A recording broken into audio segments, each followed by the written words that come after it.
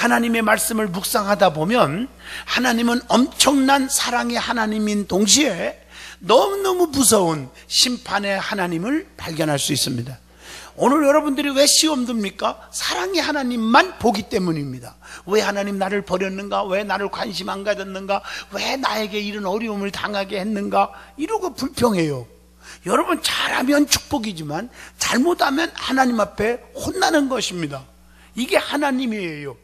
말씀대로 순종하고 하나님의 법도를 지키고 진실하게 사는 자에게는 상상할 수 없는 뜨거운 능력의 사랑을 베풀어 주셔서 엄청난 축복을 눌러 흔들어 넘치게 안겨주시지만, 반대로 말씀에 불순종하고 하나님의 법을 어기고 교만하고 불평하고 쑥독대고 남을 심판하고 죄와 벗삼고 살아가는 자에게는 무서운 심판을 내리신다는 것을 보여주고 있습니다.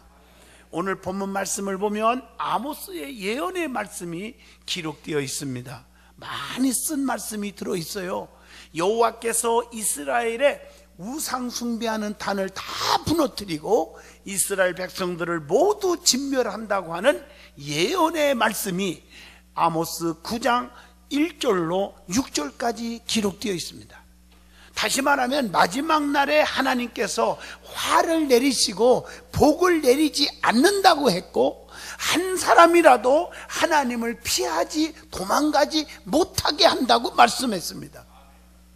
음부로 내려갈지라도 하나님은 찾아내신대, 하늘로 올라갈지라도 끌어내리시며 갈멜산 꼭대기에 숨을지라도 뱀에게 물어 뜯기게 할 것이라고, 원수 앞에 사로잡혀 갈지라도 살려주지 않을 것이다.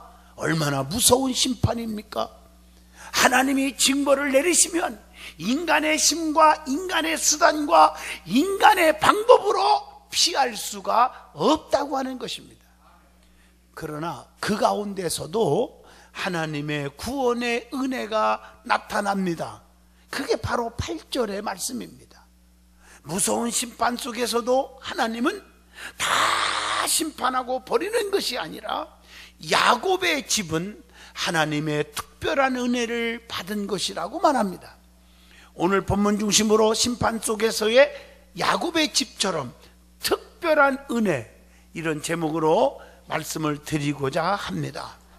오늘 본문에 보면 정말 우리에게 주는 깊은 은혜가 있어요. 먼저 아모스 선지자가 누굽니까?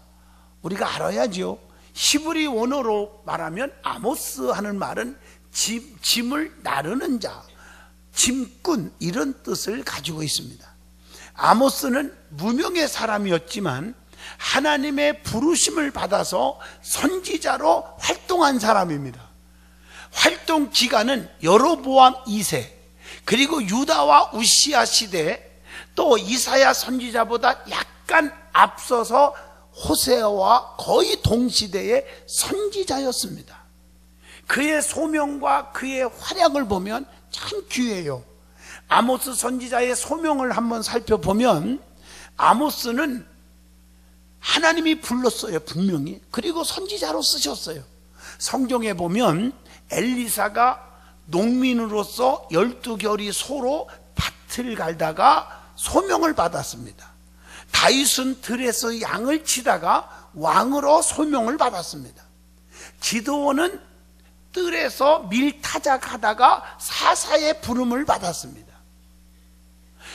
마찬가지로 아모스는 목자와 농민으로서 양도 치고 뽕나무도 재배하던 중에 선지자로 소명을 받았음을 아모스 7장 14절로 15절에 기록되어 있습니다. 신약 성경에 예수님의 제자들도 마찬가지예요. 고기를 잡는 어부가 예수님의 부름을 받아 베드로는 제자가 됩니다. 누가라는 사람은 남을 치료하는 의사예요. 의사 생활에다가 부름받아서 주님의 제자가 됩니다. 성경에 보면 직업에 귀천 없이 주님의 그 뜻이 있으면, 사명 가지면 불러서 선지자로 쓰셨음을 알 수가 있습니다. 아모스 선지자도 바로 그런 자입니다. 그런데 아모스는 특별히 선지자 중에서 묵시적 선지자입니다. 예언적 선지자입니다. 아모스는 에스겔이나 다니엘 선지자와 같이 하나님으로부터 묵시를 받아가지고 주로 묵시적인 예언을 한 선지자였습니다. 예를 든다면 그에게 하나님이 환상을 보여주고 하나님께서 음성을 들려주면서 미래에 대한 예언을 하는 겁니다. 잘못된 것을 지적해 줍니다. 특별히 아모스 7장 설명 다 할 수는 없지만 1절로 3절 보면 메뚜기의 재앙 얘기라든가, 또 아모스 7장 4절로 6절까지 보면 삼키는 불의 얘기라든가, 아모스 7장 7절로 9절에 보면 이 달인줄 얘기라든가, 또 아모스 8장 1절로 3절에 여름 쉴과 한 광주리의 환상 얘기라든가, 아모스 9장 1절로 10절에 성전의 파괴와 멸망할 것에 대한 묵시 얘기라든가, 이렇게 성경에 보면 참 많이 묵시를 받아갖고 예언을 했던 선지자가 아모스 선지자였습니다. 뿐만 아니라 이 아모스 선지자는 정의의 선지자였습니다. 하나님의 말씀을 진실하게, 그리고 눈치 볼 것 없어 담대하게 예언을 했고 하나님의 정의를 애친 선지자 중에 선지자였습니다. 그 당시에 이스라엘은 극도로 부패가 심했어요. 종교는 타락했고 형식에 치우쳤고 사회는 병이 들어서 한참 힘들어졌고, 이때 아모스 선지자는 이스라엘의 멸망을 눈앞에 보면서, 이렇게 나가다가는 분명히 멸망이 올 거란 말이에요. 그걸 보면서 끓어오르는 심정으로 하나님의 말씀을 과감하게 애쳤다는 것입니다. 자, 어디를 향해서 애쳤을까? 첫째, 아모스 2장 6절로 7절 보면 부패한 사회를 향해서 애칩니다. 또 아모스 5장 21절로 24절 보면 부패한 종교를 향하여 애칩니다. 그리고 아모스 7장 16절로 17절 보면 이스라엘의 멸망에 대해서 과감하게 애칩니다. 이스라엘의 그 다음에 회복에 대해서도 애쳐줍니다. 아모스 9장 14절로 15절입니다. 돌이키라. 돌이키면, 회개하면 회복이 있다고 하는 얘기입니다. 그러므로 오늘날 선지자들이 아모스처럼 담대하게 사회 정의와 바른 신앙을 위해서 애칠 수 있어져야 될 줄로 믿습니다. 자, 그러면 오늘 말씀을 잘 살펴보면 피할 수 없는 하나님의 심판에 대해서 말씀할 때에 깜짝 놀라지 마시고, 하나님의 말씀이에요. 잘못한 자, 죄악으로 꽉 차 있는 자에게는 하나님이 이런 징벌을 내리겠다고 말씀한 거 여러분에게 소개해 주려고 그럽니다. 아모스 9장 1절로 6절의 말씀입니다. 무서운 말씀이에요. 하나님이 누굽니까? 악을 미워하시는 분입니다. 시편 5편 5절로 6절 보면 오만한 자들이 주의 목전에 서지 못할 것이다. 주는 모든 행악자를 미워하시며 거짓말하는 자들을 멸망시키리이다. 여호와께서는 피 흘리시기를 즐기는 자와 속이는 자를 싫어하시나이다. 하나님은 진실한 자를 원하십니다. 그래서 처음에는 왕따 당하는 것 같고 손해보는 것 같고, 그래도 결국에 가서는 진실한 자들을 높여주시고 진실한 자를 써주시는 것입니다. 하나님은 선으로, 악은 악으로 갚으시는 분입니다. 그렇기 때문에 악은 하나님 앞에서 절대로 존재해서는 안 된다는 얘기입니다. 하나님이 택하신 이스라엘 민족이 하나님 앞에서 범죄했을 때 하나님은 그들을 심판하셨다는 거예요. 죄인들은 행한 대로 하나님으로부터 심판을 받게 될 것이라는 것입니다.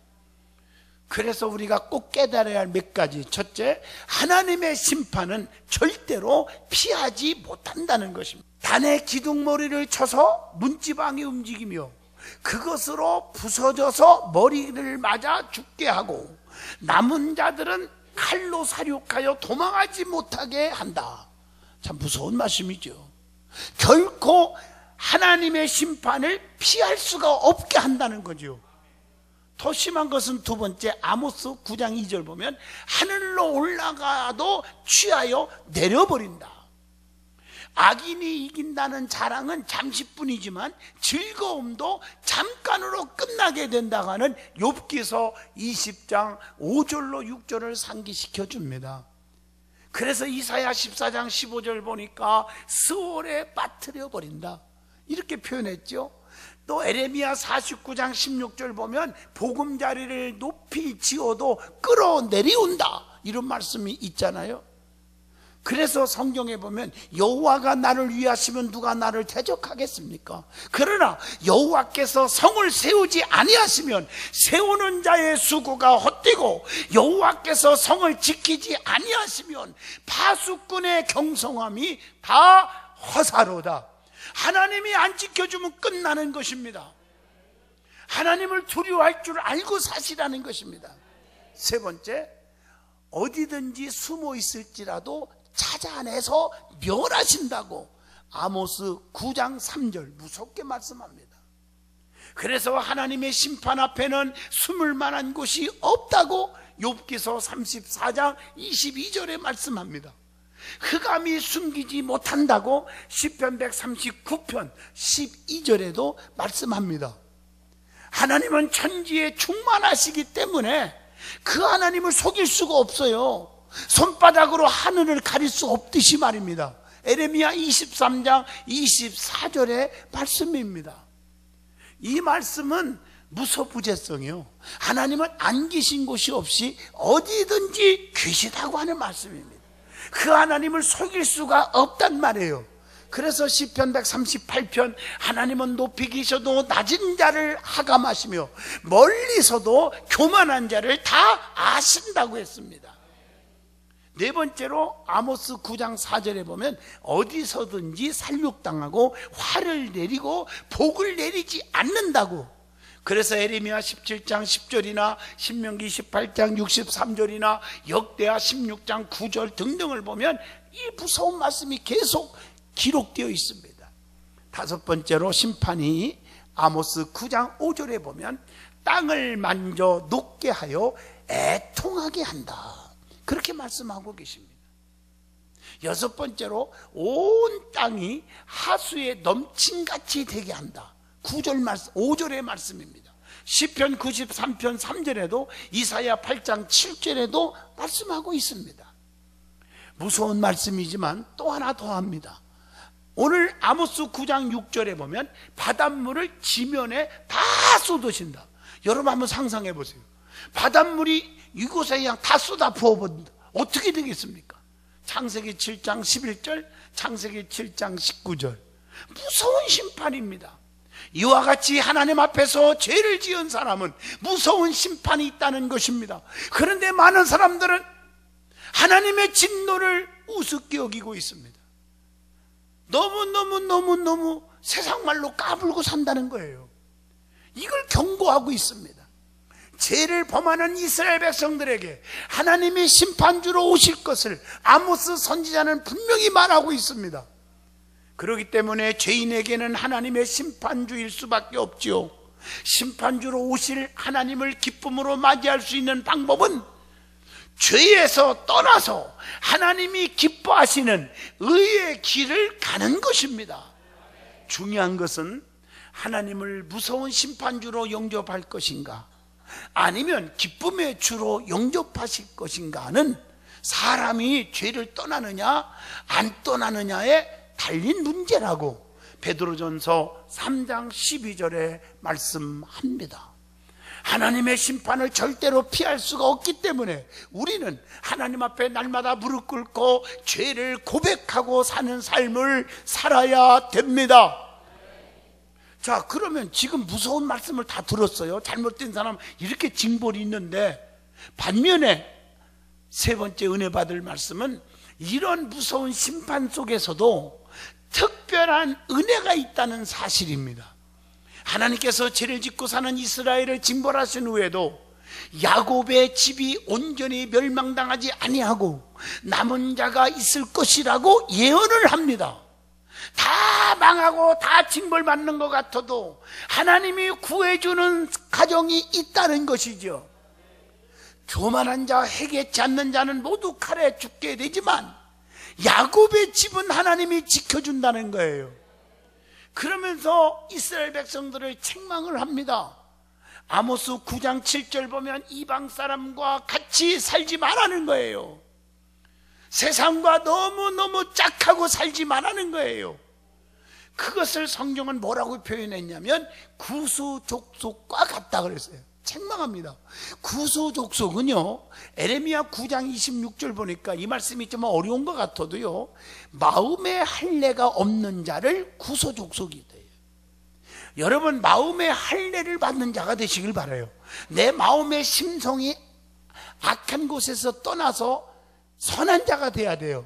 성령으로 충만해서 거듭나고 변화받고 새 사람이 되어야 한다는 거예요. 그리고 구수 사람들은 악에 익숙한 자들이었어요. 에레미야 13장 23절입니다. 이스라엘 백성들이 이방 사람과 같이 악을 행한다면 그들도 이방 사람들과 다를 바가 없다는 얘기입니다. 하나님의 진노를 피할 수가 없다는 말입니다. 예수 믿는다고 교회 다닌다고 하면서 불신자들보다 더 악한 자들이 이 땅에 많다는 얘기입니다. 세상 사람들은 그래도 정의가 있고 의가 있는 사람이 있는데 예수 믿는다고 하면서 믿는 척하는 것이죠.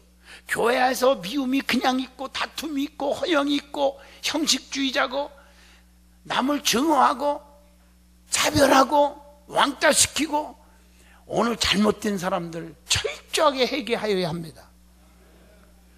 교만하고 혈기가 있고 고집이 있고 미움이 있고 다툼이 있고 수근수근 되는 자라고 말하면서 이런 자들이 돼서는 안 된다고 말합니다. 그리고 이스라엘 중에 하나님의 마음에 합한 자는, 하나님 마음에 쏙 드는 자는 구원을 받는다는 얘기요. 왜냐하면 하나님은 정의로우신 분이기 때문입니다. 죄인을 벌하기 위하여 의인도 구별하지 않고 벌하시는 분은 아닙니다. 제가 학교 다닐 때 참 죄송한 말씀이지만 우리 반 안에 학생 하나가 참 나빴어요. 애들 두드러 패고 아침에 9시만 되면 남의 도시락 뺏어서 다 먹고 돈 훔치고 돈 뺏고, 걔 때문에요 우리 반 애들이 전부가 하루 종일 두 손 들고 무릎 꿇고 운동장 열 바퀴 돌아. 나 지금도 상상도 하기 싫어요. 걔 때문에 말이요. 내 마음속에, 착한 마음속에는 이랬어요. 왜 나까지 피해를 보야냔 말이요. 잘못하면 혼내야지. 그룹으로 혼낸다네. 근데 나는 오늘 이 말씀을 연구하다가 깜짝 놀랐어. 하나님은 그런 분이 아니래요. 죄인을 벌하기 위하여 의인도 함께 구별하지 않고 벌하시는 그런 하나님이 아니라고 하는 것입니다. 애굽 땅에서 올라오게 하신다 이렇게 말하고 있어요. 우리 하나님은 자기 백성들 하나님 뜻대로 사는 자는 아모스 2장 10절, 출애굽기 12장 51절 주님이 인도해 주신대요. 호세아 12장 13절 우리를 보호하여 주신대요. 자, 그래서 성경에 보면 특별 은혜 받은 자들이 있어요. 다 멸망받고 심판받는 속에서도 특별한 은총을 받은 자가 있더라는 거예요. 오늘 이러한 특별 은총 받는 성도들이 되시기를 축복합니다. 그래서 이 말씀을 전하는 거예요. 세상의 심판을 두려워하지 말라는 거예요. 성경 창세기 19장 15절로 16절 보면요, 소돔과 고모라 성이 멸할 때 다 멸망받은 게 아닙니다. 유황불의 심판 속에서 롯과 두 딸은 순종하고 제약의 성에서 나왔으므로 구원받았지 않습니까? 순종치 않고 말씀을 농담을 여겼던 롯의 두 사이와 뒤쳐다보지 말라니까 세상에 미련이 남아가지고 살짝 쳐다보다가 소금기둥 된 롯의 처라든가 그런 자가 되지 말고 순종하는 자는 구원을 받았습니다. 창세기 7장에 보면 노아 홍수 심판 때도 마찬가지입니다. 순종하는 자만 구원받은 줄로 믿습니다. 그게 히브리서 11장 7절의 말씀입니다. 왜냐하면 노아는요 의롭게 사는 자요. 창세기 6장 9절 순종한 자지요. 완전한 자라. 창세기 6장 9절에 그렇게 말씀하고 계십니다. 그래서 성경에 욥은 순전하고 하나님을 경외하고 악에서 떠난 자라, 욥기서 1장 1절에 보면 칭찬하고 있지 않습니까? 하나님은요 아브라함에게 내 앞에서 행하여 완전하라 하고 창세기 17장 1절에도 말씀했지 않았습니까? 특별히 노아는요 창세기 6장 9절 보면 하나님과 동행했더라, 하나님과 동행하고 살았어요. 하나님 떠나서는 못 삽니다. 이렇게 사는 자예요. 그러니까 그 가정이 다 구원받는 거예요. 주님과 함께하는 자는 풍파 속에서도 건짐을 받는다고 마태복음 8장 26절에 말씀합니다. 하나님과 동행하는 사람은 언제나 새 생명을 얻는다고 누가복음 24장 32절에 말씀하고 계십니다. 자, 여리고성의 심판도 마찬가지예요. 다 쓸어버렸지만 기생 나합의 가정은 구원받았음을 여호수아 2장 12절에서 13절에 나옵니다. 나합은 어떤 사람이요? 비락 기생이었지만 신앙의 사람입니다. 여호수아 2장 11절에 보면 또 하나님만이 상천하지의 하나님이시라고 고백한 것만 봐도 알 수가 있어요. 여호수아 2장 11절 말씀. 믿음으로 정탐꾼들 즉 주의 종들을 알아보고 주의 종을 평안히 영접했고 숨겨주었음을 히브리서 11장 31절에 말씀합니다. 주의 종들의 허물을 덮고 감춰주고 지켜주었던 나합의 가정이 어찌 심판을 받을 수 있습니까? 다 심판을 했어도 그 가정은 살려주셨습니다. 그리고 나합은 효도의 사람이에요. 자기만 살겠다고 하지 않았어요. 여호수아 2장 12절로 13절 보면 참 멋있어요. 자기 집에 있는 부모, 형제, 자녀들까지도 좀 지켜달라고 부탁을 해요. 멋있잖아요. 여러분, 육신의 부모를 잘 섬기는 자가 하나님을 잘 섬기는 자입니다. 요한 1서 4장 20절입니다. 부모 공경은 에베소 6장 2절 축복의 지름길이요 약속 있는 첫 계명이라고 그랬습니다. 그리고 라합은 여호수아 2장 4절 보면 지혜의 사람입니다. 얼마나 멋있어요. 성문을 닫을 때 좀 저쪽으로 나갔다고 거짓말했죠. 지혜를 발휘합니다. 여호수아 2장 5절에 선한 거짓말을 통해서 주의 종을 지켜줍니다. 하나님을 사랑하는 자에게는 하나님께서 지혜를 주십니다. 다니엘서 2장 20절로 21절의 말씀입니다. 세상에서 지혜 없는 자가 되지 말고 지혜가 있는 자가 되기를 축복합니다. 애굽의 장자들이 죽이는 재앙이 내렸을 때도 양의 피를 문설주에 바르고 그 안에 들어온 자들은 다 살려줍니다. 출애굽기 12장 13절입니다. 피를 바르고 그 안에 들어오는 순종하는 자에게만 구원이 있습니다. 그리고 피를 볼 때 죽음이 넘어갔고 재앙이 임하지 않았다고 성경은 말합니다. 예수님은 유월절 어린 양의 피로 우리를 위해서 피 흘려 주셨음을 요한복음 19장 34절에 말씀합니다. 우리는 예수님의 피로만 구원받을 수가 있습니다. 에베소 2장 9절의 말씀입니다. 또 다니엘도 마찬가지예요. 사자굴 속에 집어던졌지만 다니엘서 6장 20절로 23절 하나님이 건져주십니다.